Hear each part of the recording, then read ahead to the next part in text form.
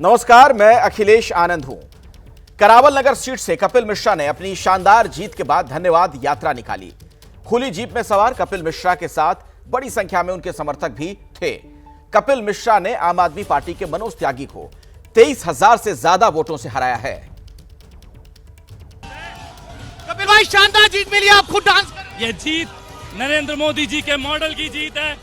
ये जीत दिल्ली की जनता ने मोदी की गारंटी पे भरोसा किया है, उसी की जीत है ये। वो दो कौन से काम है जिस पर सबसे पहले अमल करें? आयुष्मान योजना तुरंत लागू की जाएगी। यमुना जी के लिए तुरंत काम शुरू किया जाएगा। एक एक गारंटी जो प्रधानमंत्री जी ने दी है, ये अब मोदी का मॉडल है। यहाँ हर वादा पूरा होगा। कौन बनेगा मुख्यमंत्री? कौन बनेगा मुख्यमंत्री? पता लग जाएगा थोड़े दिनों में। सबके सामने थोड़े। भाई साहब ऐसे मत करो यार। कौन बनेगा मुख्यमंत्री? थोड़े दिनों में आ जाएगा सामने। क्या कपिल मिश्रा भी हो? बिल्कुल नहीं हो सकते, संभव नहीं है। तो जीत से गदगद हैं कपिल मिश्रा, उन्हें आप सुन रहे थे। और दिल्ली में मंत्री रहे सौरभ भारद्वाज को ग्रेटर कैलाश सीट से हराने वाली शिखा रॉय का क्या कहना है, वो भी आपको सुनवाते हैं। हमारे साथ ग्रेटर कैलाश से नवनिर्वाचित विधायक शिखा राय जी हैं। शिखा जी, कौन से ऐसे मुद्दे हैं जिनको लेकर के अब सबसे पहले आप काम करना शुरू करेंगी?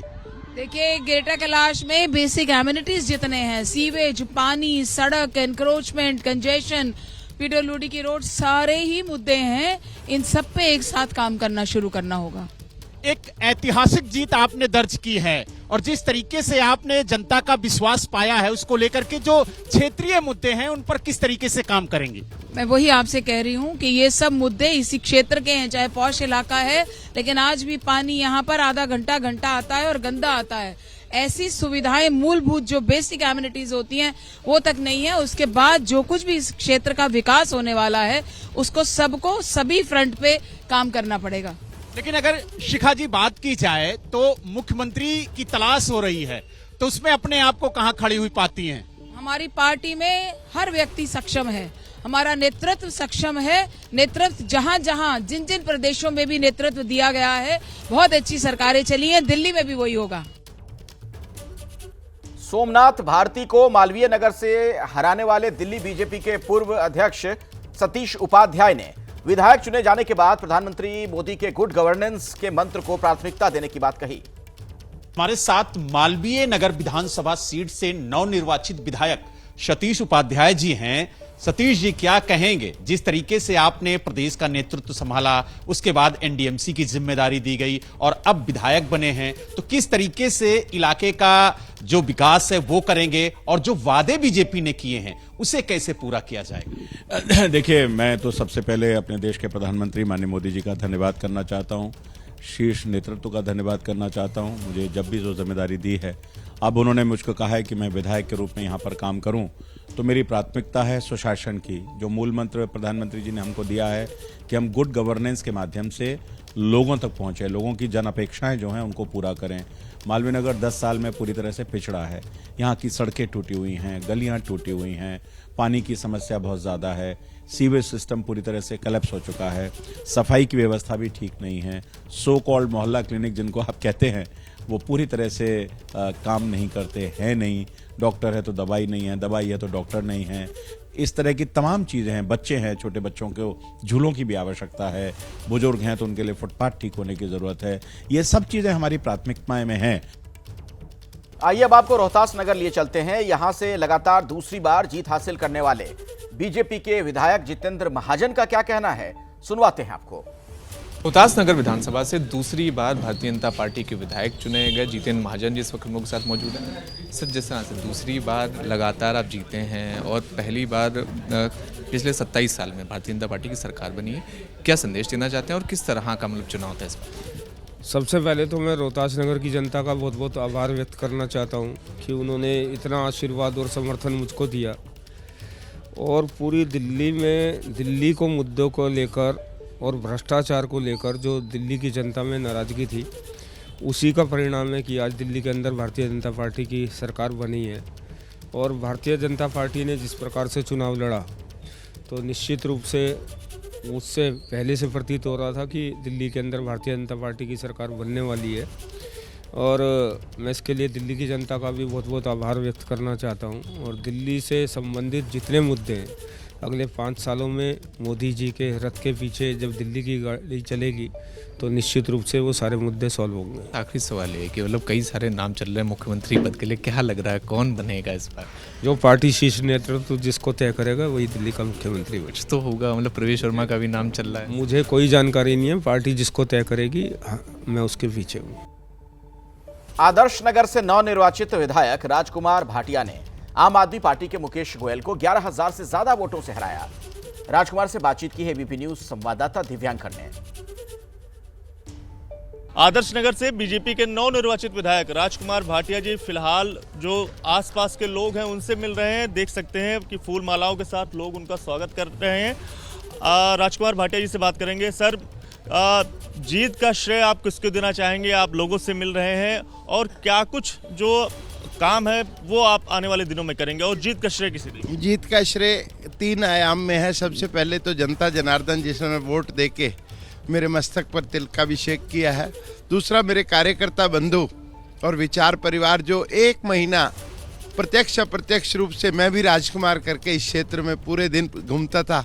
और तीसरा मोदी जी की गारंटी जिसके भरोसे पर जनता ने हमें वोट दिया, कार्यकर्ताओं का हौसला बढ़ा।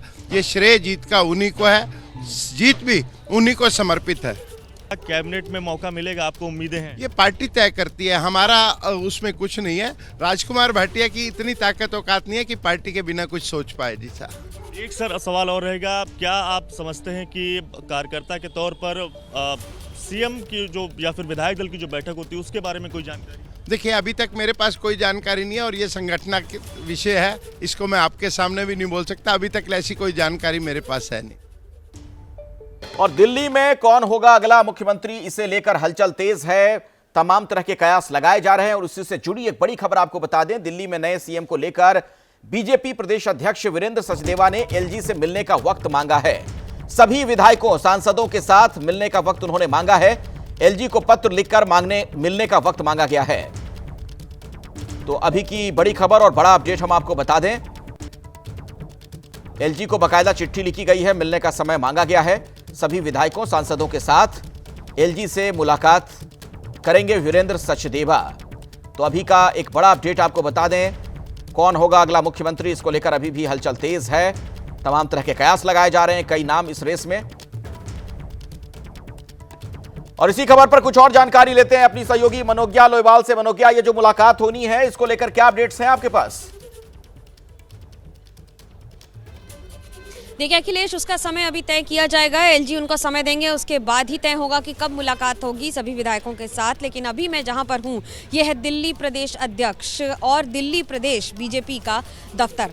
यहां पर आज जो चकाचौंध और जो चमक देख रहे हैं आप, वो इसलिए क्योंकि अगले कुछ घंटों में लगातार यहां पर कार्यकर्ताओं के साथ विधायकों को बुलाया गया है, सांसदों को बुलाया गया है, संगठन के बड़े पदाधिकारियों को बुलाया गया है। 5 बजे से यहीं पर इसी दरवाजे से तांता लगना शुरू हो जाएगा सभी का। जीत, जश्न और ढोल के साथ आज शाम की तैयारी, आप इसे चाय नाश्ता कह सकते हैं, जिसके साथ साथ एक आधिकारिक तौर पर सबसे मिलना जुलना और जीत कर आए हुए सभी विधायकों को, उम्मीदवारों को यहां पर बैठकर उनका स्वागत करना। और दिल्ली में जिस तरह से बीजेपी ने 46% वोट शेयर के साथ एक इतिहास रच दिया है, उस पर मंथन, चर्चा और आगे की कार्रवाई पर सबको एक राह दिखाने की कवायद होगी। देखिए, महत्वपूर्ण ये हो जाता है कि भारतीय जनता पार्टी जिस तरह से काम करती है उसमें संगठन और संगठनात्मक गतिविधियों का बड़ा महत्व होता है और उनकी बड़ी भूमिका होती है।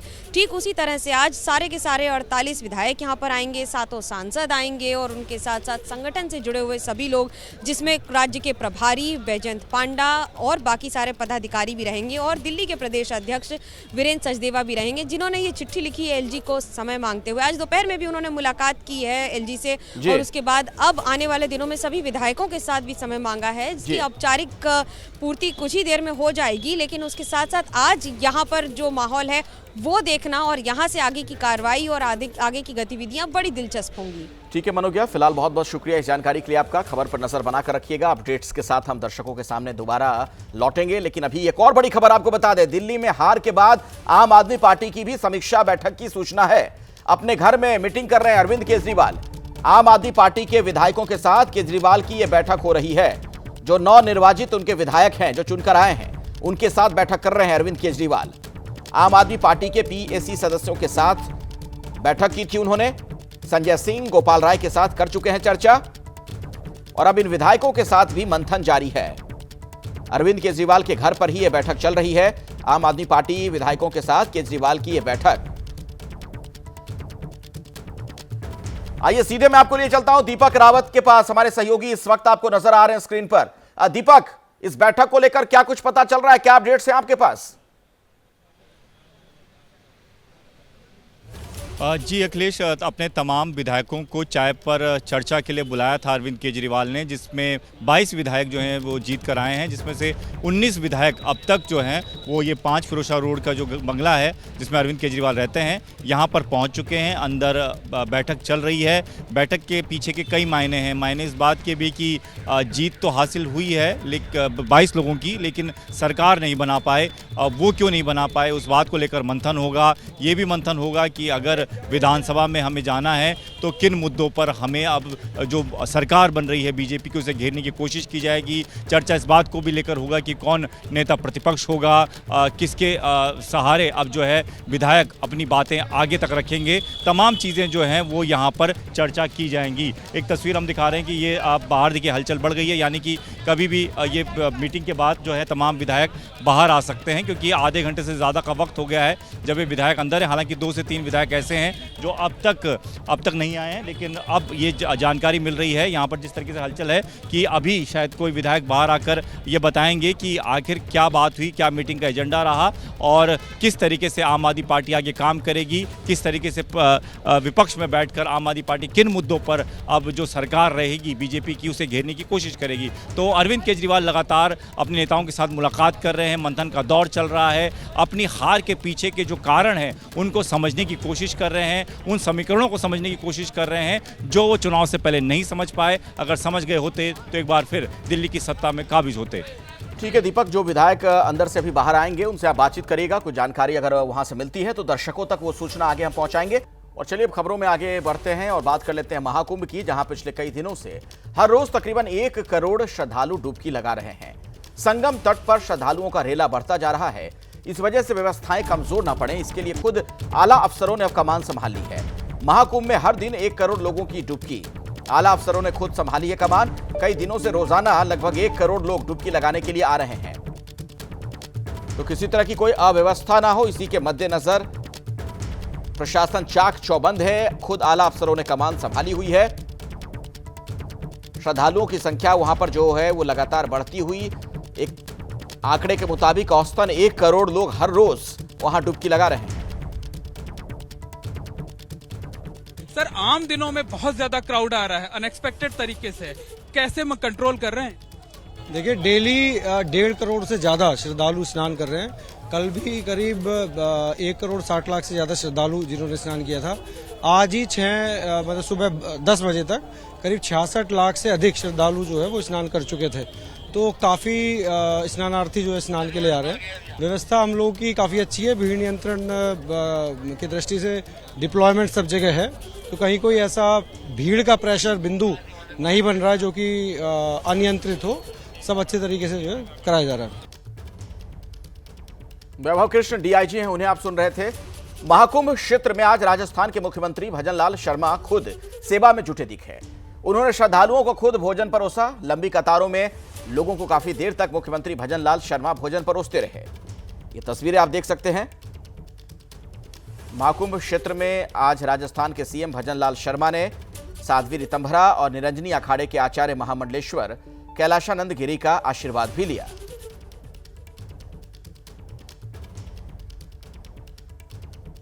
महाकुंभ में पहुंचे साधु संत सिर्फ धर्म, आध्यात्म और ज्ञान की ही गंगा नहीं बहा रहे। प्रयागराज में शास्त्रों के साथ शस्त्र विद्या में भी पारंगत साधु संत अपनी कला का प्रदर्शन कर रहे हैं। आप देखिए प्रयागराज से मोहम्मद मोइन की ये एक्सक्लूसिव रिपोर्ट। अखाड़ों के संत महात्मा शस्त्र और शास्त्र दोनों ही विद्याओं में पारंगत होते हैं। शास्त्र के जरिए जहां धर्म, आध्यात्म और ज्ञान की गंगा बहाते हैं, वही शस्त्र के जरिए सनातन धर्म की रक्षा करते हैं। ये सन्यासी कुश्ती की विद्या में भी पारंगत होते हैं। मौका पड़ने पर दंगल में 2-2 हाथ आजमाने से और अपने विपक्षी को चारों खाने चित करने से भी कभी नहीं चूकते हैं। प्रयागराज महाकुंभ में इन दिनों अखाड़ों की विदाई का वक्त है। जो संत महात्मा हैं वो वापस जा रहे हैं, लिहाजा यहाँ पर जो वैष्णव संप्रदाय के अखाड़े हैं वहां पर एक परंपरा का निर्वहन किया जा रहा है, दंगल का आयोजन किया जा रहा है। इस दंगल में जो अखाड़ों से जुड़े हुए संत महात्मा हैं वो कुश्ती आपस में लड़ रहे हैं, प्रतीकात्मक तौर पर लड़ रहे हैं, लेकिन उन संतों को उतारा गया है जो कि शरीर से कदकाठी से मजबूत हैं, कुश्ती की जो कला है उसे जानते हैं। और यहाँ पर आप देख सकते हैं कि इस वक्त हम मौजूद हैं वैष्णव संप्रदाय के निर्मोही अणी अखाड़े में, जहां अखाड़े के जो संत महात्मा हैं आपस में कुश्ती लड़ रहे हैं और इसके लिए बाकायदा उसी तरीके का मैदान तैयार किया गया है जिस तरह से हम देखते हैं कि कुश्ती के लिए तैयार किया जाता है। और जो अखाड़ों के संत महात्मा हैं कुश्ती के दांव एक दूसरे को आजमा रहे हैं, एक दूसरे को हरा रहे हैं। और इस कुश्ती को देखने के लिए जो बड़ी संख्या में संत महात्मा हैं वो मौजूद हैं, इसके साथ साथ तमाम श्रद्धालु यहाँ पर मौजूद हैं। और जब कोई पहलवान एक दूसरे को पटखनी देता है तो तालियां बजा करके जो है उस खिलाड़ी की हौसला अफजाई की जाती है। महाकुंभ क्षेत्र में कुश्ती की भी धूम देखी जा रही है। संत आजमा रहे हैं, अखाड़ों में शस्त्र और शास्त्र दोनों ही विधाओं की शिक्षा दी जाती है और वो तस्वीरें भी हम आपको दिखा रहे थे। महाकुंभ पर समाजवादी पार्टी के अध्यक्ष अखिलेश यादव ने एक बड़ा बयान दिया। महाकुंभ पर यूपी में वाहनों को टोल मुक्त किया जाए, ये मांग की है अखिलेश यादव ने। टोल हटने से जाम का संकट कम होगा। बेहाल और थके तीर्थ यात्रियों को मानवीय दृष्टि से देखा जाए। आम श्रद्धालु क्या इंसान नहीं, ये सवाल पूछा अखिलेश यादव ने। तो टोल हटने से जाम का संकट कम होगा। सोशल मीडिया के माध्यम से उन्होंने सरकार से यह मांग की है। बेहाल थके हुए तीर्थयात्रियों की चिंता की जाए। आम श्रद्धालु क्या इंसान नहीं है। तो महाकुंभ पर यूपी में वाहनों को टोल मुक्त कर दिया जाए, यह मांग की अखिलेश यादव ने।